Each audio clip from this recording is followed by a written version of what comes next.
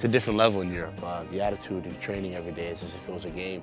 And it's very important that you, every day, you know, prove that you belong to be on the field. So I think it was something I had to learn. I didn't understand what it meant. I didn't know after coming from what I was used to.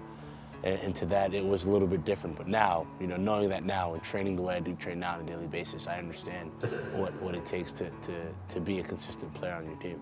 When I take these things back with me to the national team or other places, I think, you know, you can see that, you know, those type of things are what the best players do week in and week out, which is why they're so successful. And, you know, I think, you know, playing against the types, John Terry's and, you know, the Rio Ferdinands, can only help your game and it can only help you improve. And you have to understand that each time you play those guys, it's a learning experience. And you have to take it as such and hopefully you can keep growing. The overall atmosphere is pretty tremendous, if you ask me. I think, you know, you can just feel the electricity within the stadium before the whistle even blows. I think that's amazing. And I think that's something that, you know, players wish it would be all over the world, because it's not that there's just people in the stands. It's they make themselves heard from the first minute to the last minute, and I think it's an incredible experience. Hull's, you know, it's a blue-collar city. They work really hard, and they're just really happy to have, you know, their own city, you know, being amongst some of the best Premier League teams, you know, around, and I think they're really happy to have us there. And that alone, I think, it makes them really happy to see us compete every Saturday, so it's nice to do that for them. Day in the life, man, I mean, it's pretty simple, you know, wake up about 8:30-ish, get in the car and just come down the Hull, come down to straight training in Cottingham. So we train, and it's about a 35-40-minute drive for me, which I don't mind, and then train. After that, give or take, have some lunch, you know, down in the training ground, and if we have a double session, do weights in the afternoon or a technical session, and then I'm back at where I live. I live out in Leeds, and then from there, I mean, there's a bunch to do there, you know, whether it's the movies, you know, you can shop. It's basically kind of very similar to the States in terms of what you can do in your free time, so it's never really a dull day, to be honest. There's not really much difference between here and the States, you know. Maybe the accent and, you know, maybe the bit of the meals that they have, and that's about it.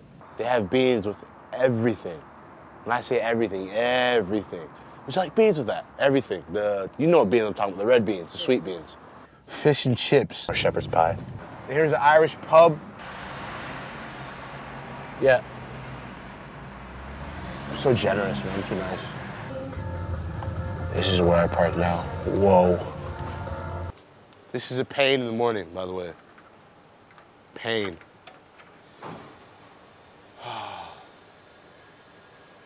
And we are done. Ready? You got the key, right? Top security. Security is key. Gotta love it. Lights gotta turn green, use it, love it.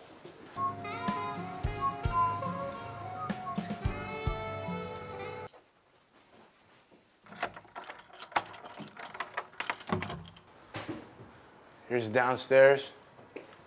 Nothing too crazy. My CDs away, these are my babies. Those right there.